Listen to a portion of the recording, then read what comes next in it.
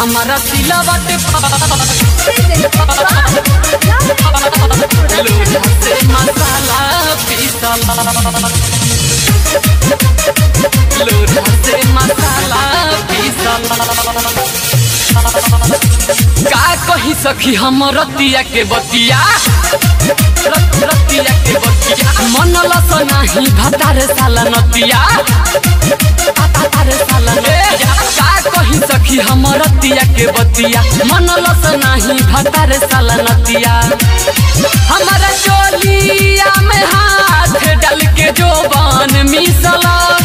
हमारा चोलिया में हाथ डाल के जोबान मिसला हमारा सिलावट बार लोढ़ा से मसाला पीसला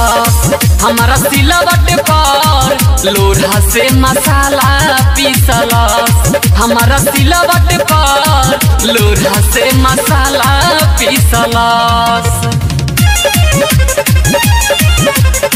आप सुन रहे हैं मान्या मलिक सिंह की आवाज में लोढ़ा से मसाला पीसला लोढ़ा से मसाला पीसला ऐसन रगड़ले किया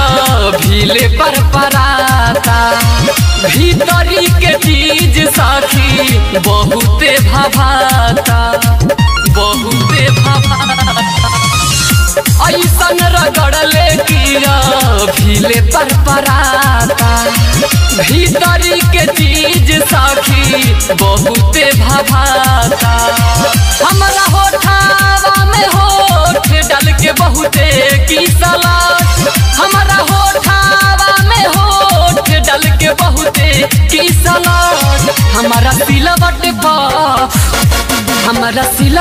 पर लोढ़ा से मसाला पीसला हमारा सिलावट पर लोढ़ा से मसाला पीसला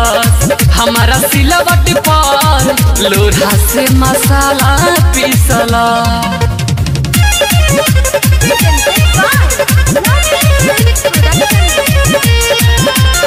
लोढ़ा से मसाला पीसला लोढ़ा से मसाला पीसला मान रामनीब सिंह में नइखे रहन हो मान ले न बात हमार कवनो कहल हो कवनो कहल हो शुभम सुनील में नइखे रहन हो मान ले न बात हमार कवनो कहल हो रैत पारा की बपेसिया हमारे गाल धके मिसलास रैत पारा की बपेसिया हमारे गाल धके मिसलास हमारा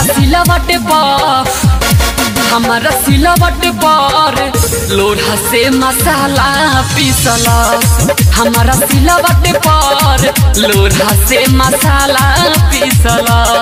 हमारा सिलावट पर लोढ़ा से मसाला पीसला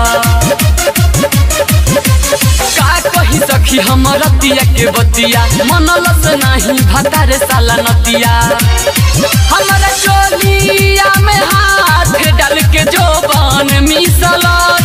हमारा चोलिया में हाथ डाल के जोबान मिसला हमारा सिलावट पर लोढ़ा से मसाला पीसला हमारा सिलावट पर लोढ़ा से मसाला पीसला हमारा सिलावट पर लोढ़ा से मसाला पीसला।